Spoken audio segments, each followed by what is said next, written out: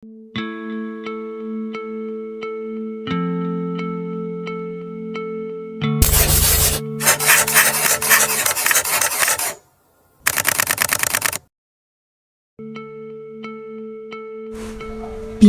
every great leader, there is someone whose strength and devotion quietly shape history. She was Inggit Garnasi, a humble woman from Bandung whose name may not be widely known, yet her sacrifice played a vital role in the birth of Indonesia's independence. In a small house on Jalan Inggit Garnasi, number 8, a story of love, sacrifice, and struggle was written. Here, Inggit stood behind the young Sukarno, not only as a wife, but as a friend, a supporter, and source of unwavering strength.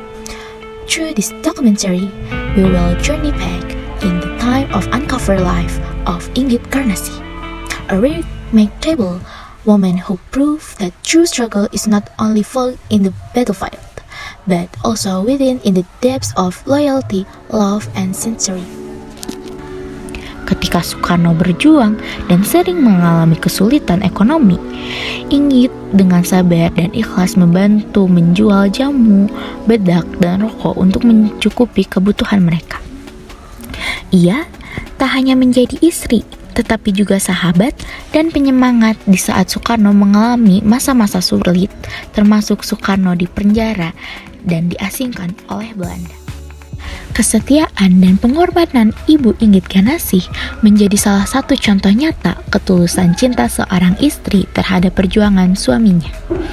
Ia tidak pernah menuntut balasan, hanya ingin melihat Indonesia merdeka. Berkat dukungannya, Sukarno bisa terus berjuang hingga Indonesia meraih kemerdekaan. Ibu Inggit Garnasi wafat pada 13 April 1984 di Bandung dan dimakamkan di Taman Makam Pahlawan Cikutra.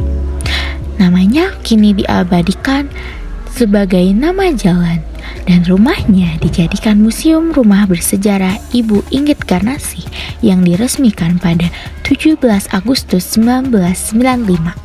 Sosok beliau mengajarkan kita arti ketulusan, kesetiaan, dan semangat perjuangan yang sejati.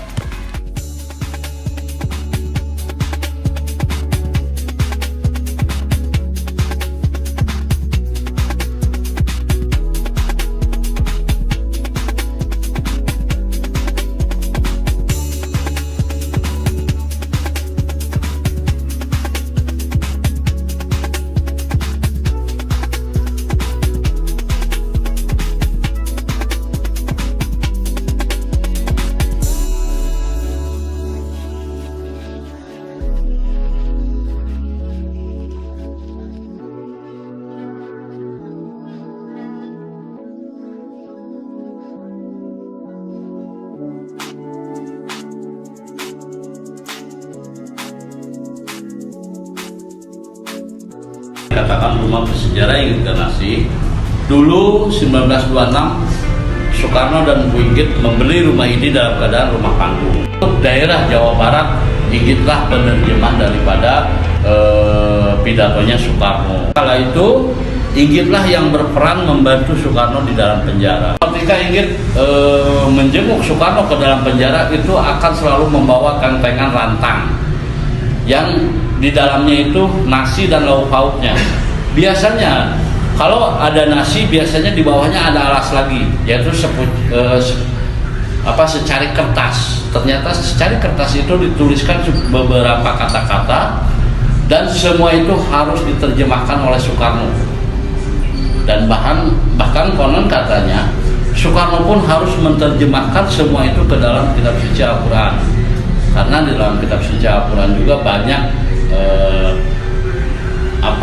membuat tentang apa yang dipertanyakan Soekarno. Ibu Inggit menemukan sepucuk surat di mana Soekarno masih menjalin surat cinta dengan Fatmawati, sehingga Inggit pun marah. Akhirnya Inggit pun dengan sadar dia memberikan keputusan kepada Soekarno, silakan pilih dia atau aku. Kalau memilih dia, pulangkan aku ke Bandung dan ceraikan. Kalau memilih aku, lupakan dia, karena kita sedang berjuang juga. Tetapi Soekarno pun dengan niat dan tekad ingin mempunyai anak dari darah daging sendiri, sehingga dia dengan berat hati mengembalikan Inggit ke Bandung lalu menceraikan. Lawan seperjuangannya membebaskan tanah ini lalu membelinya dan dibangunlah dengan model yang sekarang. Ini adalah bangunan 1949. 1996 rumah ini dijual kepada pemerintah di bawah gedung sate. Lalu 2008 diserahkan ke pengurusannya kepada Dinas Pariwisata dan Kebudayaan.